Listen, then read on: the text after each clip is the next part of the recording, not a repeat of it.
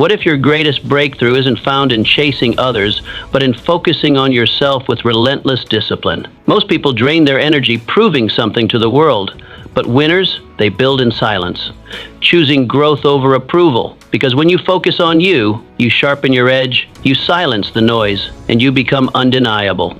The difference between noise and impact is focus. So block out the world, put the spotlight on your own progress, and don't stop until you win. In a few moments, I will teach you how focusing solely on yourself creates strength, silence, and momentum until you finally win. Every man searches outward for approval, for applause, for proof that he is becoming something. But what if the real proof lies not in what the world says, but in what you say to yourself in the silence of your own soul? You are told to chase money, recognition, relationships, and rewards, but none of these will serve you long if the man inside is left unfocused and undisciplined.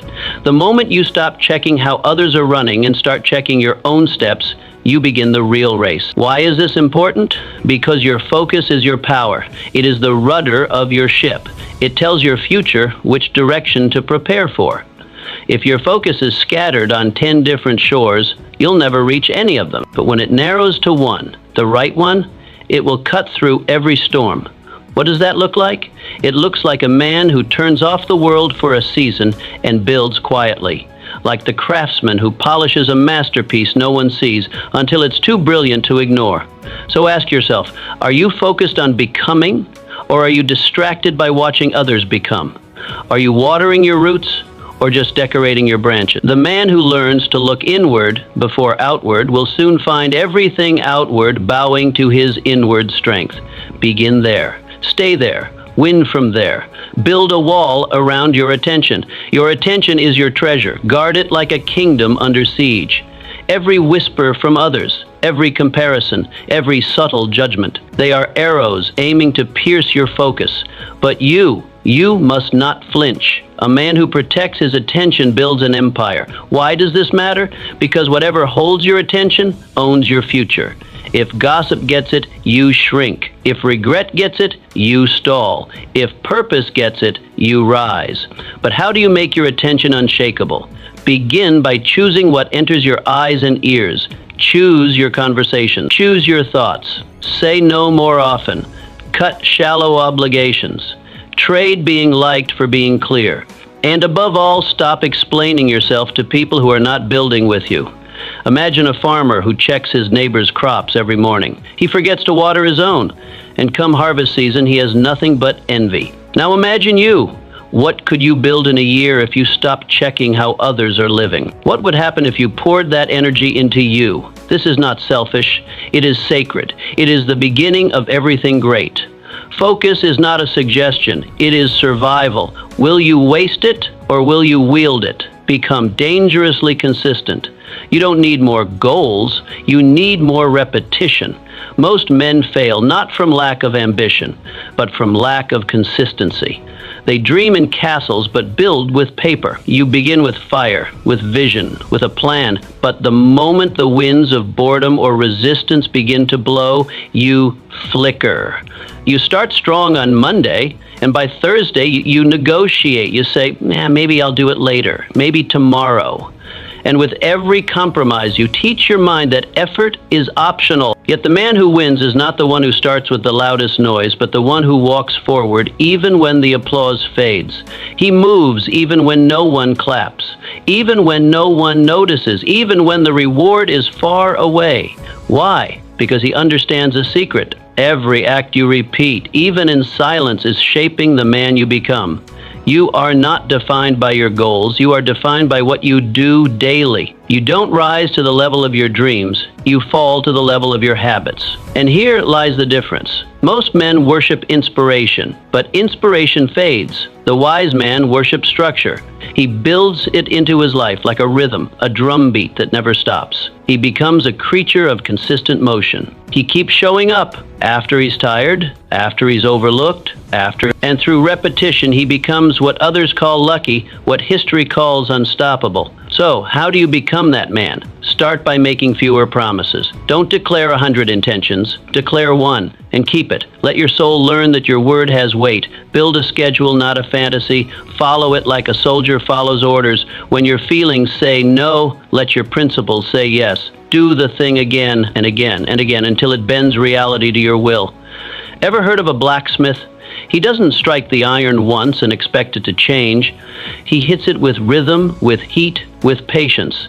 He hits it until it becomes what he envisions. You must be like that with your body, with your craft, with your character. Life does not yield to dabblers. It yields to the dangerously consistent. So ask yourself today, have you been flirting with success or forging it? Have you been writing intentions or carving results? Are you still negotiating with your excuses or are you commanding your future? The man who becomes dangerously consistent, who trains his hands, his tongue, his mind to show up daily, rain or shine, he becomes something more than human. He becomes inevitable. Time bows before such a man, and fate takes notice. Keep striking. Keep showing up. Let others chase motivation. You chase mastery. For in the end, the world does not reward potential. It rewards proof. And proof is born in repetition. Silence your inner enemy. There is a voice in your head. Sometimes it whispers, sometimes it shouts. It pretends to protect you, but it only paralyzes. It tells you you're not ready, not good enough, not made for more. It digs into your memories and pulls out every flaw, every mistake, and presents them like facts. But this voice is not the truth. It is sabotage dressed in your own tone. It is the enemy that lives rent-free inside your own house. And until you evict it, you will keep locking yourself out of the future meant for you. What makes this voice so powerful? It knows your secrets. It speaks with familiarity. It sounds like your own thoughts. It repeats the fears you've whispered in the dark. It doesn't come at you like a stranger. It comes like a friend, like a guardian, warning you, shielding you. But its warnings are lies. Its shields are chains. It plays your failures on loop as if they are prophecy. But prophecy is not prediction. Prophecy belongs to the man who writes it, not the man who fears it. So how do you defeat this enemy? You don't argue with it, you speak louder than it. You declare your truth. You write down what is noble in you, what is excellent, what is eternal, and you read it aloud, not once, but daily. You become your own advocate. You shift from inner criticism to inner coaching. You stop reciting what went wrong and start rehearsing who you are. Your words are weapons. Use them. Speak like a man who commands his own soul. The voice of doubt must never be allowed the final word. Speak your values. Speak your goals. Speak your identity.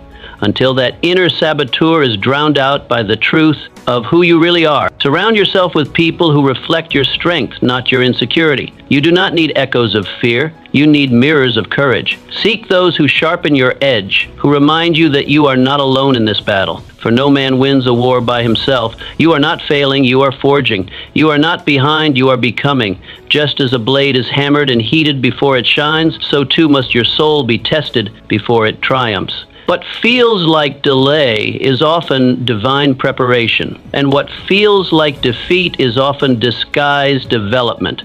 Picture a captain in the middle of a storm. The waves rise, the crew panics, fear spreads like fire. But the captain does not shout in fear. He speaks above the storm. He holds the wheel. He sets the course. He commands. That's who you must be. Will you be the crew reactive, scattered, overwhelmed, or will you be the captain of your own mind? The voice of fear will always knock, but it is you who decides if it gets a seat at the table. Until you conquer the inner voice, no outer victory will last. You can win the deal, earn the praise, gain the success, but if your own mind is against you, peace will escape you. So quiet the lie, amplify the truth. Don't just think it, declare it. Don't just hope for strength, train it. Build your inner voice like a warrior builds his sword, with focus, with practice, with fire. Because once your mind believes, your life will follow. And when the truth in you becomes louder than the lie, there will be no storm you cannot command. Walk alone until you attract. Tribe, you want support. That's natural. You want applause. That's human. You crave connection, affirmation, a circle that sees you. But don't beg for it. Don't chase the hands that won't clap unless you shrink yourself. Earn your tribe by first becoming someone who doesn't need one to stand tall. How? By walking alone. Not forever, but long enough for the walk itself to change you. When you carry your fire in solitude, it grows brighter, steadier, unstoppable. In that fire, it becomes a beacon. The right people do not need convincing. They are drawn to light. This truth is hard because it cuts against our oldest instinct, the need to belong. From childhood, you were wired to fit in, to avoid rejection, to win approval. But there is a cost to this craving. The man who rushes into every crowd in search of warmth often forgets the fire within. He conforms, he mimics, he loses himself, until he's not even sure what his own voice sounds like. Before you become social, you must become solid. Before you seek acceptance, you must seek alignment. Alignment with what? With your values, your vision, your voice. This is not arrogance. This is foundation. You do not become valuable by being seen. You become seen by becoming valuable. So how do you start? Choose solitude, not loneliness, solitude. Loneliness is emptiness. Solitude is presence. It is the forge where greatness is made. Use it to think deeply, act deliberately, train consistently. Let it sharpen your instincts and strip away your noise. Get so clear on your mission that distractions find you boring. Picture a lion among sheep. The lion does not beg the herd to crown him king. He does not explain himself. He does not lower his roar to comfort their ears. He stands in his strength. And the right ones recognize it. So must you. Ask yourself, are you shrinking your spirit to be accepted by groups who do not value your essence? Are you softening your voice to blend in with a chorus of confusion? Or are you willing to be misunderstood for a time until you are respected? Understand this. The road of solitude is not a curse. It is the training ground. It is where kings are made. It is where voices are refined and resolve is built. When you stop fearing the lonely path, you begin to own it. And the man who owns the road eventually commands the crowd. So walk it, with your head high, with your spine straight, with your purpose in hand. Let your silence be your training. Let your discipline be your declaration. Let your life become proof that you did not need permission to become powerful. Because one day they will come, the ones who resonate, the ones who rise. And they will not ask, "Can I follow you?" They will simply fall into step. Because real tribe is not found, it is drawn. And only those who have walked alone can lead others with strength. Let the lonely road refine you, not define you. Be willing to walk it, and soon you won't just find a tribe, you'll lead one. You owe you everything. No mentor, no partner, no miracle. That may sound harsh, but it is the highest form of freedom. Because once you stop waiting for rescue, you start building your own ladder. You start becoming the answer. The moment you take full ownership of your life, you take back your power. Not just emotionally, but practically. You stop asking, why me? And start asking, what now? Why is this shift so powerful? Because the man who blames, delays, he transfers his power to his past. But the man who takes charge accelerates. He becomes a force of movement. He refuses to let excuses outlive his dreams. He understands this truth. If your vision is sacred, your excuses must be sacrificed. So what does it mean to owe yourself everything? It means doing the work when no one claps, waking up early when no one tells you to, holding yourself to a higher standard, not because someone is watching, but because you are. It means choosing the hard thing before the easy one, discipline over comfort, purpose over pleasure. It means showing up as your future self now. Stop waiting for motivation, create it.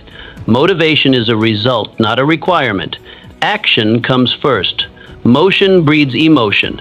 When you move, clarity comes. Strength follows. Stop asking for permission. Claim it. The life you want will not be handed to you. It will be forged by you. One decision at a time. Picture a builder standing before a vacant lot. There is no applause, no blueprint, just a vision and a will. He starts with one brick, then another. Every brick is a promise. Every strike of the hammer is a vow. He does not wait for help. He becomes help.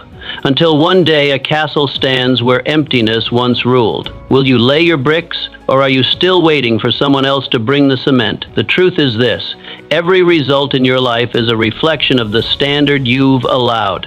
If you tolerate mediocrity, you live in it. If you demand excellence, you rise into it. So, raise the standard. Not tomorrow, now. Not when you feel like it, especially when you don't. Because every day you delay is a day you deepen the gap between who you are and who you could be. You owe you. Not your past, not your pain, not your doubt. You owe your future. The one waiting for you to show up. The one asking, are you ready to stop watching and start building? You want transformation? Then stop outsourcing responsibility. Take the pen. Write your path. Lay your bricks. Stack your proof. This life is your construction site. It is messy, it is slow, it is silent, but every nail you drive, every hour you commit, every choice you master builds the fortress of a man who is unshakable. You don't need saving, you need structure. You don't need approval, you need execution. And when you understand that you owe you, everything changes. Not because the world gets easier, but because you get stronger. Now prove it. Your standards determine your story. Your life will never rise higher than your standards. Not your dreams, not your intentions, your standards. Because while dreams may lift your eyes to the sky, only standards train your feet to walk the path that gets you there. A man may speak of greatness, but if his standards are low, his actions will betray him. And life will always echo action, not ambition. Dreams inspire, yes, but standards build. And the man who builds high must first dig deep. He must declare to himself not once, but daily, this is my line, this is who I am. For the man who sets a high standard and never breaks it becomes like a fortress. Life may strike, storms may howl, but the walls do not shake, because the foundation was never negotiable. Why does this matter? Because when the winds of adversity blow, you do not rise to the occasion. That is a myth.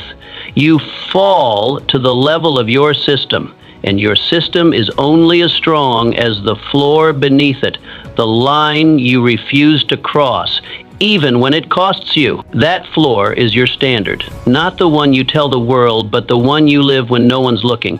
So how do you raise that floor? Start with your non-negotiables. Not 10, just 1. Then guard it with your life. Say no to the path of least resistance. Say no to just this once. Say yes to this is who I am. Because when you start defending the standard starts defending you. Refuse the easy way. Reject what insults your soul. Deny what feels good now if it steals from what matters forever. The man who refuses to cheat the blueprint, who builds with integrity, brick by brick, day by day, becomes untouchable. He is not dependent on applause. He does not bend when mocked.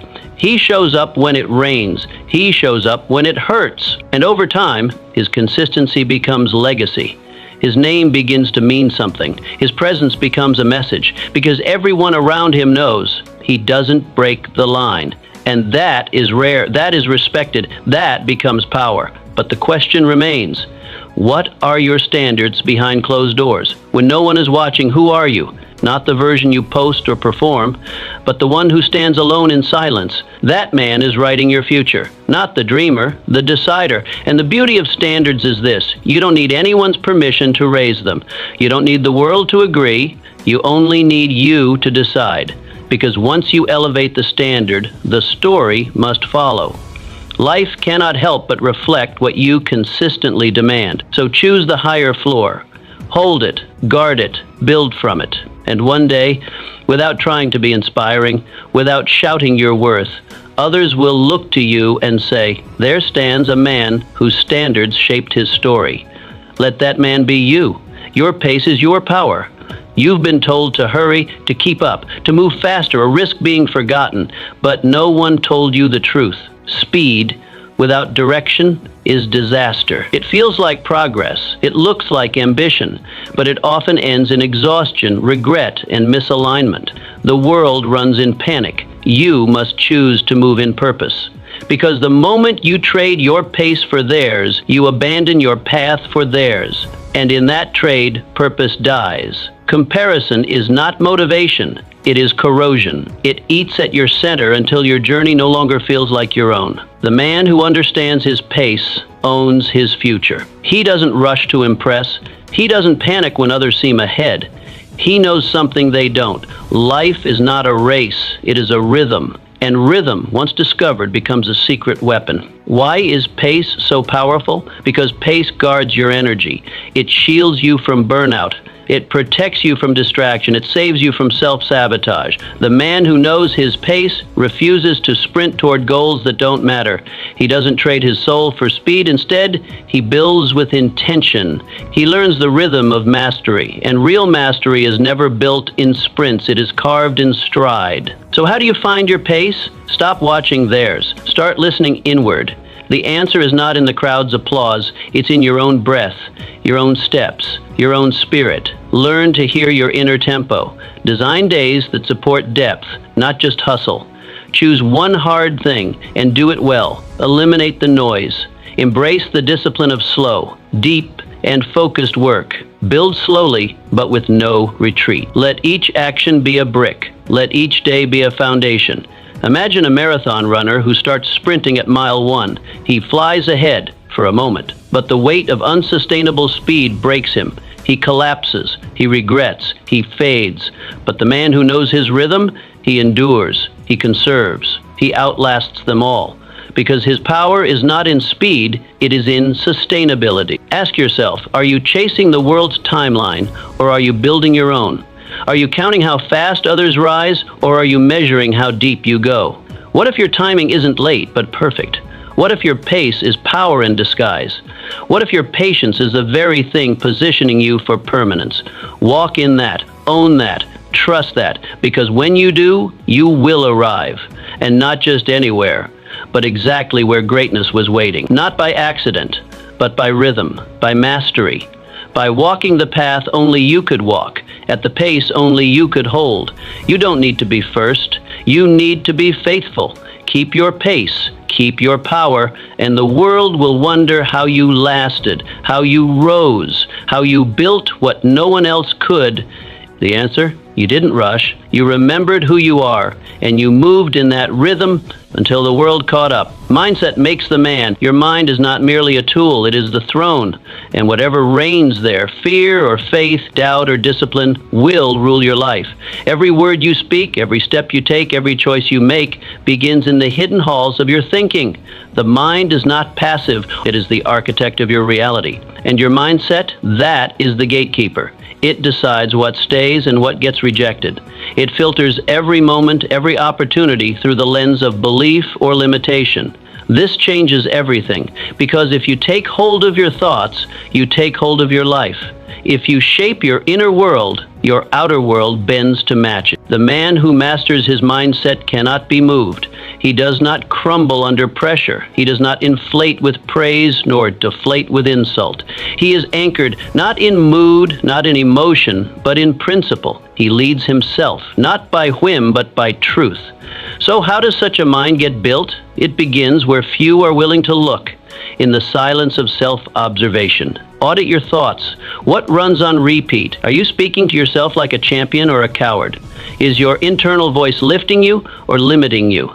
Most men lose the battle before they even enter the arena because their inner dialogue has already declared defeat. Flood your mind with truth, not flattery, not delusion, but eternal, unshakable truth. Speak it, read it, repeat it until it becomes more familiar than the fear you once entertained. You must be vigilant, not once, but always. Because the enemy doesn't knock on the front door, he whispers through your own voice. He tells you to settle, to wait, to stop. Silence him with truth, and then act like the man you want to be. Until you become him. Identity is not inherited, it is forged. Every time you choose discipline over ease, truth over excuse, order over chaos, you cast a vote for the man you're becoming. Discipline is not about feeling like it. It is about being it. Faith is not emotion. It is decision. Victory is not luck. It is consistency of mindset under pressure. Picture a warrior. He sharpens his blade each morning, not because a battle is promised, but because a battle is possible. He doesn't need applause to prepare. He doesn't wait for trouble to get strong. He prepares daily so that when the test comes, he is already fit to overcome. That must be your habit, not with weapons, but with thoughts. Your thoughts are your sword, and every belief you carry is either sharpening you or dulling you. Are your thoughts fighting for you or against you? Have you become your worst critic or your greatest ally? A divided mind will sabotage a determined man, but a fortified mind becomes a fortress. It absorbs chaos and stands firm. Until your mindset becomes that fortress, you will fight every battle twice, once in your mind and once in the world. And too often, the first battle is the one that breaks you. But build it right, with clarity, with truth, with repetition, and the external trials lose their power. The world may press, but it will not penetrate, because the throne has been claimed, the ruler is awake, and the kingdom of your life is now under rightful rule. Delayed gratification builds unbreakable men. You've been tricked into chasing now, into needing quick wins, fast likes, easy praise, into thinking that urgency is virtue and that value is measured in applause. But the truth is clear. Nothing legendary is built in the short term, not character, not greatness, not legacies. The world will sell you shortcuts, but the path of purpose has no detours. It demands patience, it rewards discipline, it honors the one who waits. The man who wins long is the man who delays now. He is not addicted to the thrill of the moment. He is anchored in the vision of what could be. He doesn't feast because he's hungry. He builds because he is called. And that is rare, because it requires pain. It means saying no when everyone else says yes. It means sacrificing comfort in silence while the crowd laughs in ignorance. But this is the mark of every great man. He does not trade the future for the present. He builds the present for the future. His name becomes weight, not because he sprinted, but because he endured, because he withheld, because he waited, not passively, but strategically. How do you become such a man? You start by saying no to what weakens you. You identify the comforts that kill your potential, and you remove their throne. You delay the sweetness of the moment for the strength of your mission. You starve the impulse that says now, and you train your appetite to bow to your vision. Like a craftsman, you practice saying no, not because you hate pleasure, but because you honor power, and power always flows to the disciplined. Picture a sculptor. He does not rush. He does not seek applause after every strike. He chips away, quietly, consistently. He studies the stone. He lets time serve his hands. Years may pass, but he does not waver. And one day when the veil is lifted, the world sees a masterpiece. But what they miss is what made it possible. 1,000 days of saying no. Ask yourself, what are you choosing today that is costing you 10 tomorrows? What cravings are stealing your crown? What habits have you convinced yourself are harmless, yet they keep you average, untested, unseen?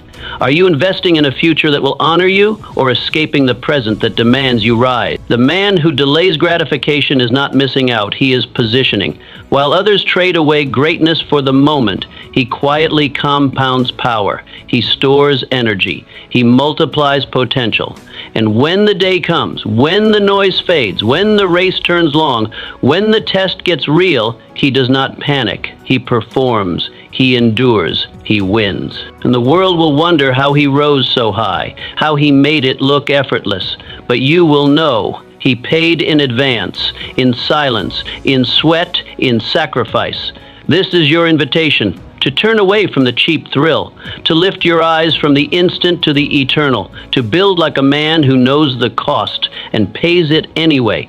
Delay now, rise later. And when you do rise, it won't be fast, it will be forever. Your future listens to your routine. Your dreams are not waiting on a miracle, they are waiting on a routine, not on luck, not on bursts of motivation, but on small, deliberate acts repeated without applause. Because your future isn't built in sudden breakthroughs, it is crafted in daily rituals. That's where power hides, in the repetition, in the ordinary, in the commitment to keep showing up even when nothing seems to change. It may look simple, it may feel mundane, but those who master the mundane become masters of destiny. Why is this so hard? Because we are trained to chase the finish line, not the footsteps. We want results, but we resist routine. We want transformation, but we despise repetition. The world glorifies the dramatic moment, the overnight success, the viral story, the big break, but it forgets to mention the man behind it all, quietly laying brick after brick while no one watched. The man who wins long term doesn't rely on inspiration. He builds rhythm. He doesn't ask, "Do I feel like it?" He declares, "This is what I do." His life is not a lottery. It is a system, a rhythm, a pattern of daily discipline. He knows that power belongs to the consistent, not the intense. What should that rhythm look like? Simple, repeatable, non-negotiable. Wake up on time, move your body, guard your mind, build your skill, reflect on truth. Do it even when you don't feel like it, especially then. Because anyone can act when it feels good, but the man who acts regardless of feeling, he is the one who finishes. Picture a man who treats each day like a brick. He doesn't wait for the blueprint to be perfect. He lays what he can with care and intention. Some days the weather is good, some days it isn't. But he shows up regardless, and without realizing, without trying to impress, he builds a fortress. Not because he rushed, but because he repeated. Ask yourself, what does your routine say about your destiny? Are your days structured to build strength, or do they excuse your delay? Every day is a vote. Every choice is a brick. Every morning is another chance to prepare the foundation for what you say you want. You cannot predict the future, but you can prepare for it. And preparation looks like discipline. It looks like boundaries. It looks like doing what others avoid until it becomes who you are. The man who succeeds is not always the smartest or the most talented. He is the one who keeps showing up long after the excitement fades. So build your routine like it's a prophecy, because it is. Each repeated act is a message to the future. I'm coming, I'm building, I'm ready. And one day when the moment comes, you won't have to rise to it. You will already be there because you trained for it. You built it one simple, powerful, faithful day at a time. Let your habits speak louder than your hopes. Let your routine preach louder than your promises. And let the man you become be the result of the structure you chose, not the feelings you followed. Build brick by brick, day by day, until the prophecy is fulfilled. Comparison is a trap with no exit. Every time you compare yourself to another man, you rob yourself of progress. You think you're gathering motivation, but you're gathering misery. You trade momentum for paralysis, focus for frustration, because comparison is not fuel, it's a leak. A slow, silent drain that steals your energy, your joy, your clarity, and worst of all, your voice. When you chase echoes, you forget your own sound. You try to win a race that was never meant for you. You run at their pace. You aim at their target, and in doing so, you abandon your own. It is not only exhausting, it is dangerous. Because you can win someone else's game and still lose your own life. Their timing is not your timing. Their struggles, their blessings, their breakthroughs, they were never meant to be copied. They were tailored for them, just as your trials and triumphs are custom fit for you. But still we compare. Still we scroll. Still we measure ourselves against curated moments and public masks. Why? Because validation feels safer than vision. Approval is immediate. Vision takes faith. It takes courage to trust what no one else can see yet. But when you trade your vision for their validation, you silence your calling. You shrink your mission to fit their applause, and slowly you stop building, you start performing. So how do you escape this trap? Start building. Write your own scorecard. Define your own win. Ask not what the world claps for. Ask what your soul craves. You were not made to impress. You were made to align. And alignment never needs permission. It only needs clarity and action. Picture two craftsmen. One is always glancing over, comparing his chisel strokes to the man beside him. The other is locked in, focused, steady, refining his own hand. Who wins in the end? Always the one who builds, not the loudest, not the most liked, but the one who stays faithful to the work. Ask yourself, Are you using others as a mirror or as motivation? Are you observing to learn or to shrink? There is a difference between inspiration and imitation. The former fuels, the latter frustrates. Learn from others, but build as you, because the only comparison that counts is between who you are today and who you were yesterday. Break the mirror. Stop using someone else's reflection to decide your worth. Pick up your hammer. Craft your life. Lay your bricks. Shape your destiny, not in competition, but in commitment. Every day you build as you step into freedom. You reclaim power. You multiply progress. Because the man who stops comparing starts creating. And that man cannot be stopped. Be that man. Your environment predicts your direction. You may have the vision. You may have the fire, the drive, and the relentless work ethic. But if your environment is toxic, your roots will rot. It doesn't matter how powerful the seed is, if the soil is poisoned, nothing legendary grows in contaminated ground. And yet, men overlook this. They believe grit can overcome gravity, that willpower can outlast sabotage. But even the strongest oak will crumble if its roots are soaked in acid. Your environment is not just physical, it is emotional, it is mental, it is spiritual. It is the tone of the voices that surround you, the energy of the people you allow in, the conversations that shape your thinking, the books that occupy your shelves, the habits of those you spend your time with. You absorb it all, whether you notice it or not. Why is this so powerful? Because your environment doesn't just reflect who you are, it amplifies it, for better or for worse. If your environment pulls you down, it will make your climb 10 times harder. If it lifts you up, it will multiply your momentum. Every voice, every space, every habit is either nurturing your destiny or poisoning your potential. So how do you upgrade it? You audit, ruthlessly. Ask, what feeds me? What depletes me? Which voices light my fire and which ones dim it? Who speaks to my vision and who drags me back to my history? Stop giving access to those who dishonor your growth. Choose relationships that reflect your future, not your past. You are not obligated to maintain friendships that chain you to mediocrity. Then look at your physical spaces. Are they structured for discipline or distraction? Is your desk a launch pad or a landfill? Is your morning shaped by clarity or chaos? Create environments that make excellence easier. Set the standard not just for your actions, but for the space that surrounds them. Picture a man training in a muddy field. His every step is a struggle. His energy is spent just trying to stay upright. Now move that same man to solid ground. Watch him fly. Watch him break records. The effort was never the problem, the environment was. Ask yourself, are your surroundings supporting your standards or are they seducing you into settling? You cannot afford to normalize dysfunction. You cannot afford to build dreams in rooms that insult them.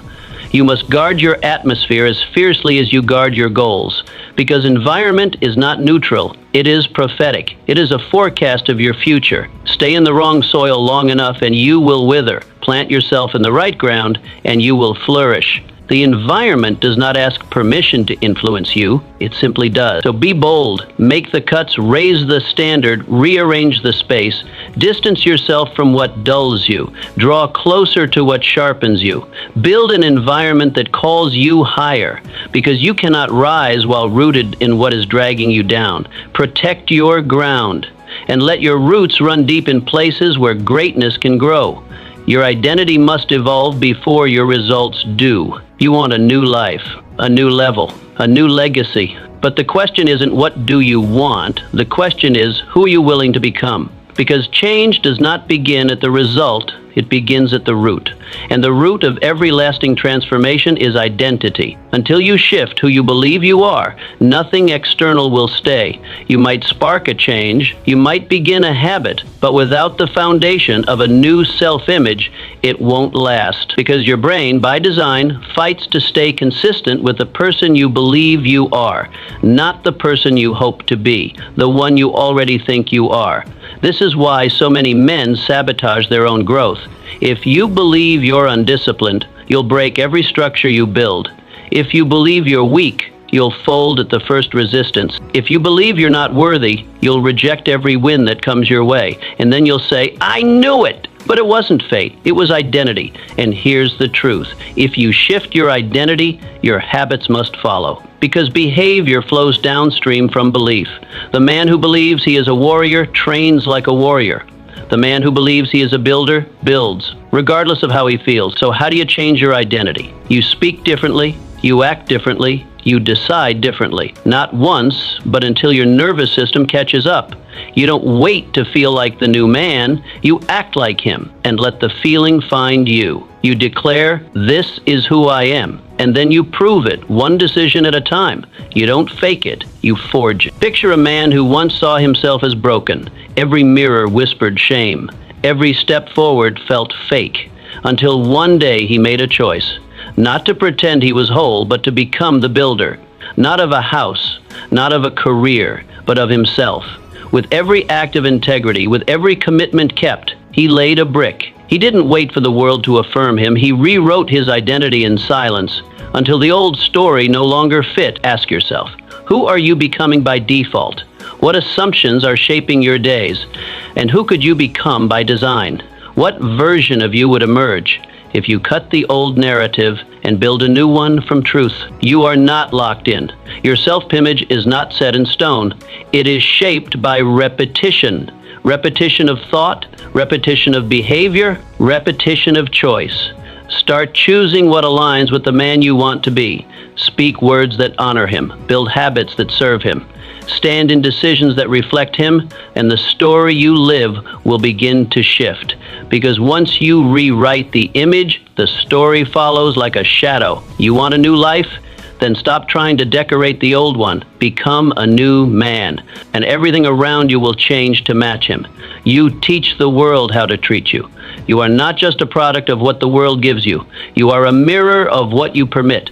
Every time you let disrespect slide, you sign off on your own diminishment. Every time you shrink to keep someone else comfortable, you dim the fire that was meant to lead you.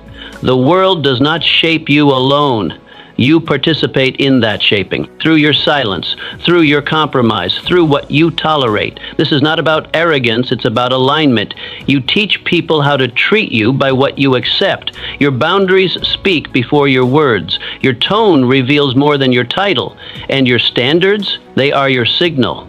They declare to the world, this is the level. Why is this so urgent? Because without self-respect, success becomes hollow.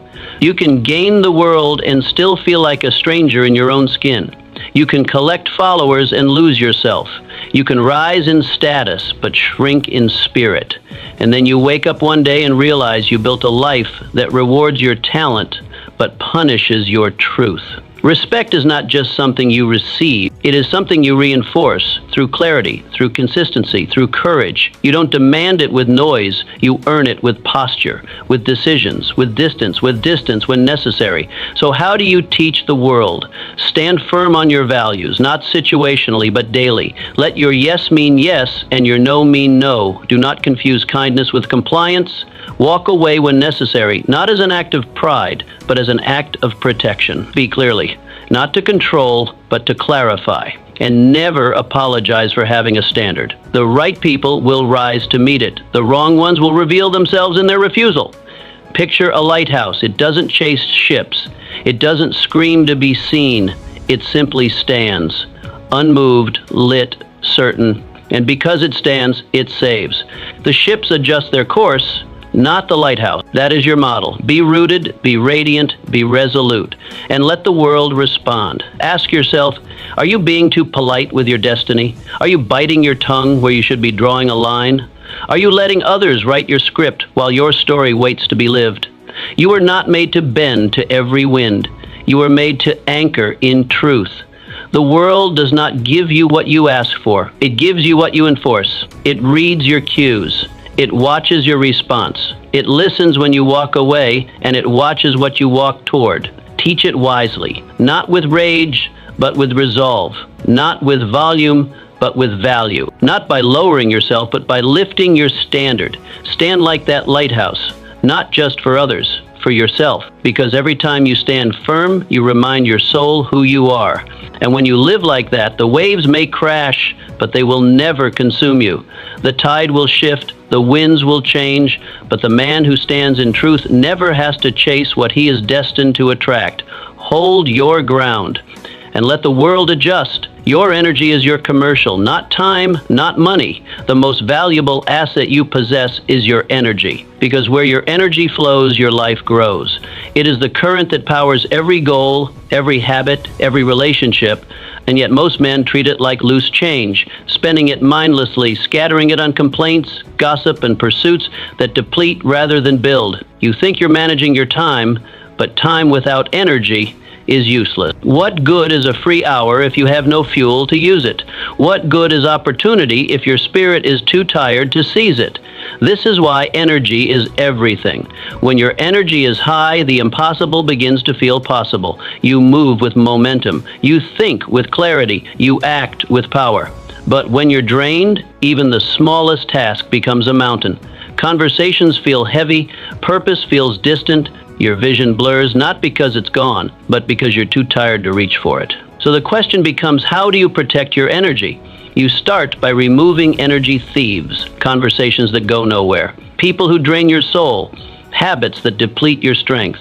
Every small leak eventually sinks the ship. You must be ruthless, because your mission is too important to keep sacrificing it to distraction. Guard your mornings like sacred ground. That first hour isn't casual, it is crucial. Begin your day with intention, not reaction. Move your body, feed your mind, pray, read, write. Whatever fills the tank, do it. Before the world makes demands, you must fill your reserves. And beyond the morning, stay close to what expands you. Read words that lift you. Build with people who stretch you.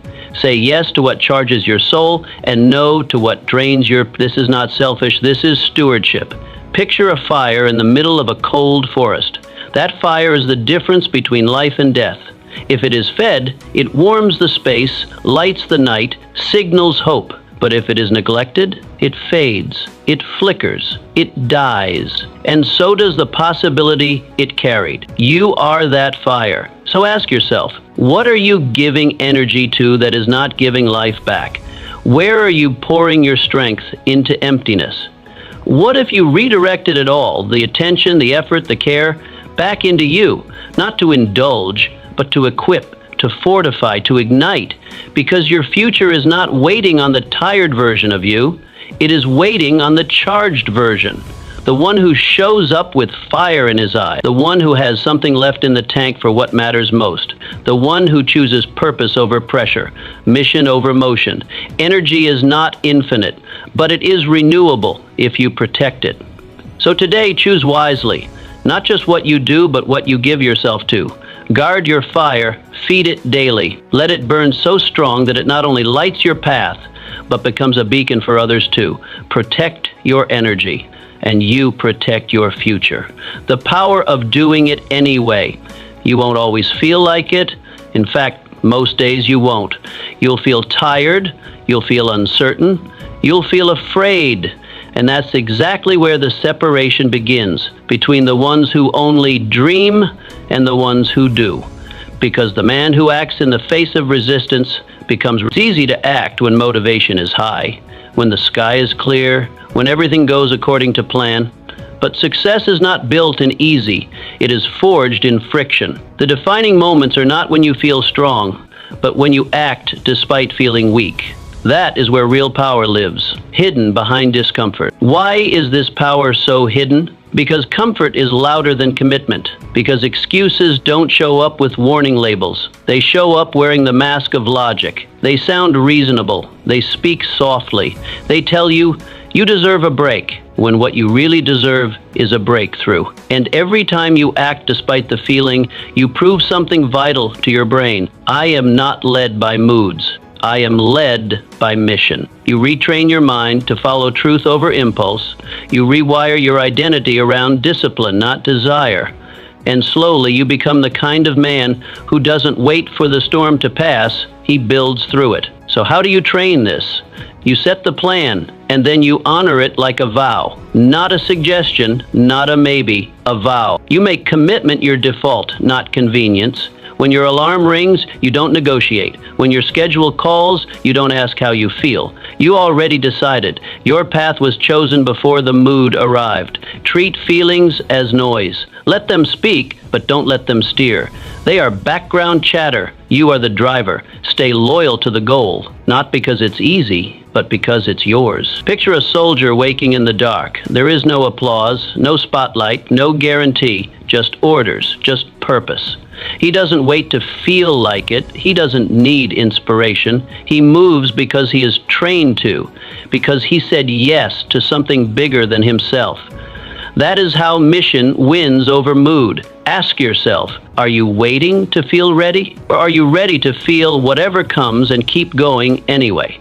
Are you waiting for clarity? Or are you willing to walk through the fog with faith in your steps? The man who does it anyway does not just finish the task. He forges a new self. Every rep, every step, every page, every choice done in defiance of how he feels is a declaration, I am becoming unshakable. Do it anyway. That's where winners are born. Not in the comfort of readiness, but in the crucible of resistance. When the body is tired, but the spirit stands tall. When the world says pause, but the soul says press. That is where excellence begins. So rise, move, write, train, build. Whatever your mission is, return to it. Feel the resistance and do it anyway. Because the man who can do that can do anything. What you tolerate becomes your truth.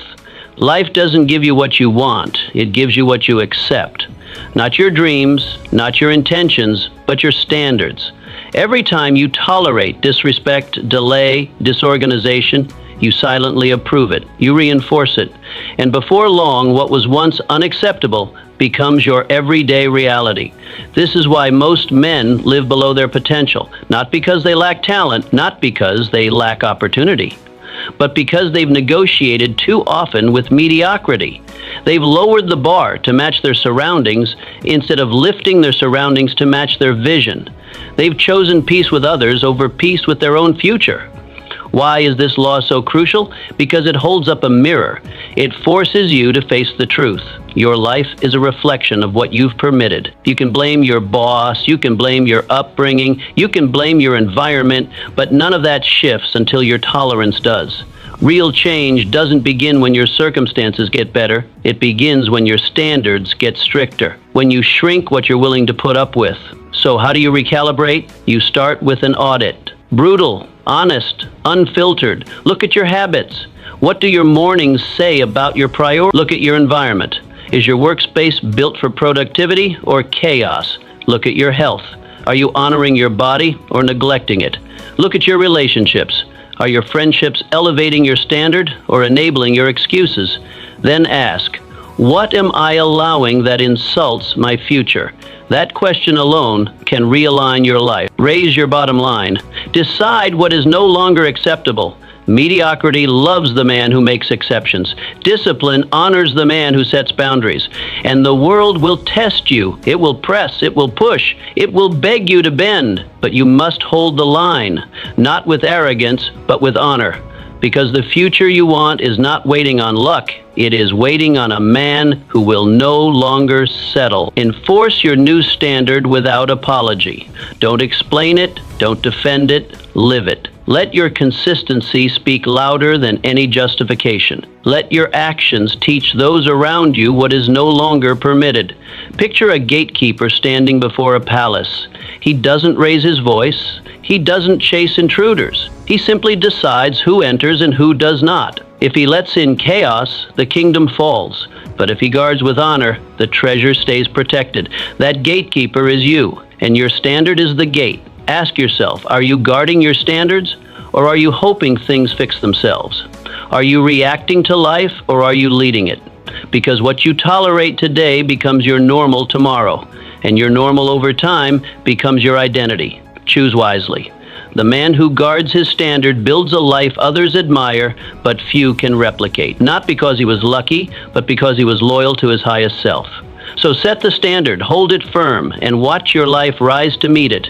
Every setback is a set for the man who looks twice you failed, you lost, you stumbled. Good. That means you're in the arena. You weren't hiding, you weren't watching, you were trying. And that alone separates you from most.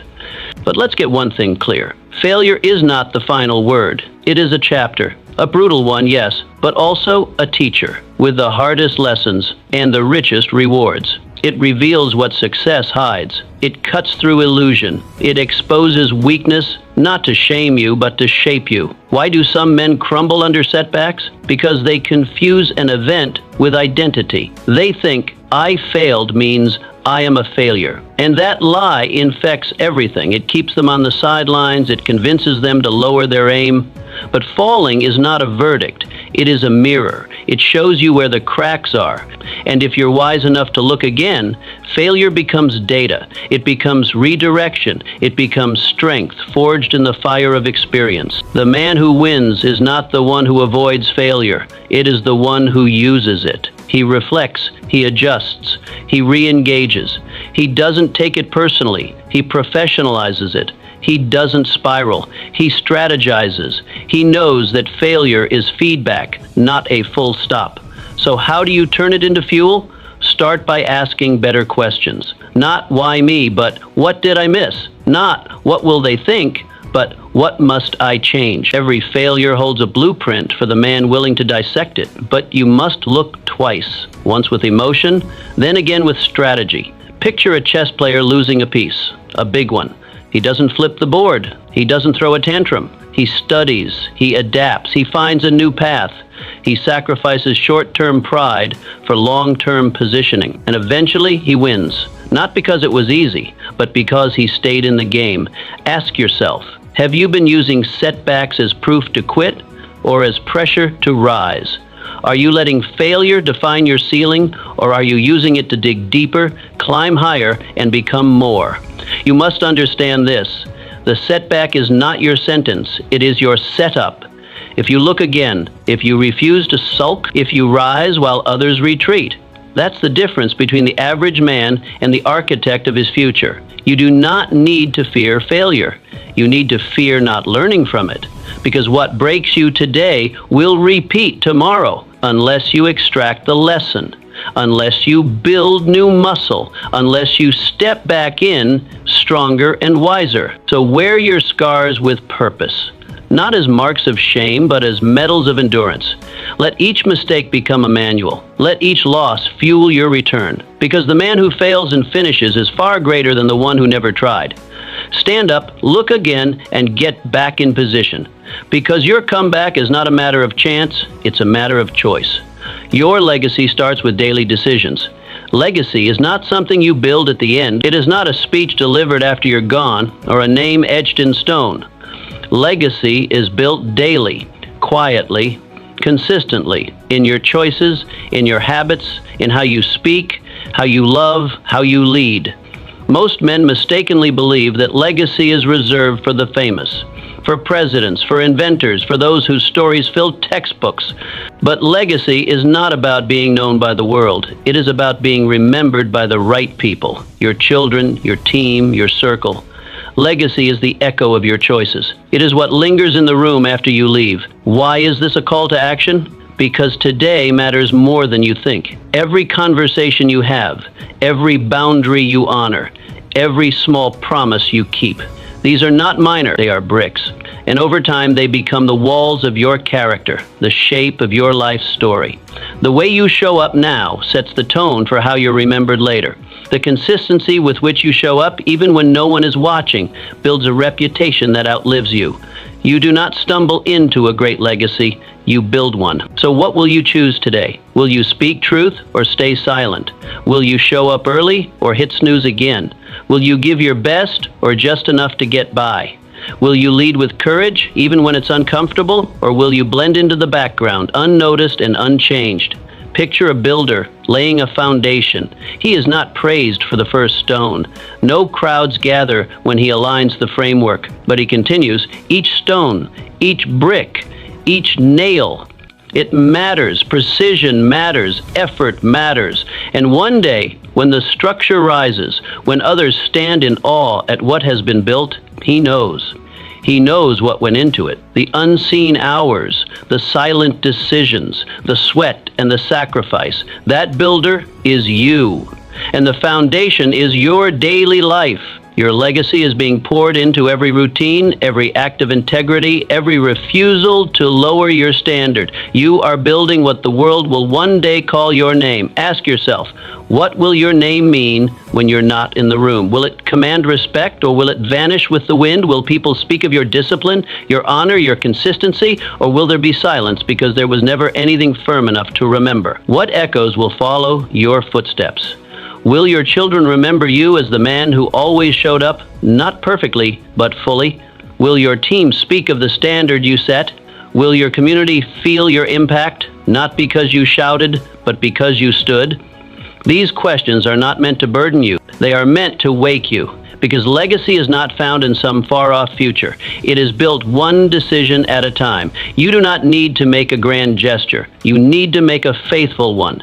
You build legacy when you choose truth over ease, when you forgive first, when you say no to what insults your future, when you rise before the sun to keep a promise to yourself, when you push through the discomfort to live by a principle. Legacy is built when you do the right thing when it would be easier not to, when you lead with conviction instead of convenience, when you lift others instead of competing with them.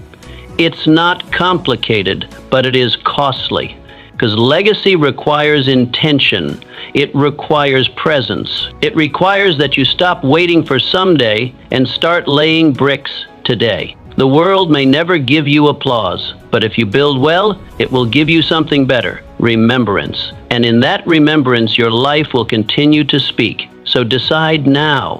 What kind of monument are you building with your days? What truth will your name carry when your voice is gone? You don't find legacy, you build it. One decision at a time, and the time to build is now. Turn your attention inward. Stop watching others rise while you remain stagnant. Focus on building your mind, your skills, your power. Cut the noise. Cancel the comparison. Elevate your standard. And don't quit halfway. You owe yourself the finish line. Focus on you relentlessly until there is nothing left to prove.